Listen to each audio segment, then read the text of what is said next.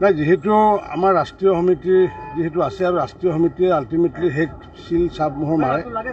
গতিকে আমি ইয়াতে অসমতে সম্পূৰ্ণ তালিকাসমূহ আমি প্ৰস্তুত কৰি লৈছোঁ আৰু ৰাষ্ট্ৰীয় সমিতিয়ে সেইখিনি ঘোষণা কৰিব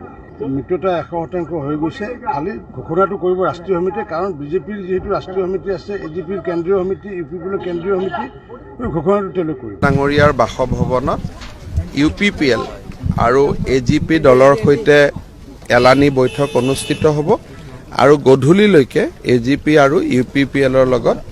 ভাৰতীয় জনতা পাৰ্টিৰ মিত্ৰতা চূড়ান্ত হোৱাৰ সম্ভাৱনা আছে। যেহেতু কালি নিশাৰ ভাগলৈকে বৈঠক হৈছিল এতিয়া দিল্লীলৈ যোৱাৰ আগত পুনৰ অগপৰ নেতৃত্বৰ সৈতে আপুনিও বৈঠকত মিলিত হৈছে কিমান একো নাই যিহেতু দিল্লীত আমাৰ ৰাষ্ট্ৰীয় দলৰ নিয়মটো এনেকুৱা যে যেতিয়া আমি দিল্লীলৈকে যাওঁ 99% সমস্যা সমাধান কৰি যাব লাগে যাতে তাতে খুব কম কথা আলোচনাৰ কাৰণে থাকে গতিকে আজি আমি গোটেইকেইটা দল দিল্লীলৈ যোৱাৰ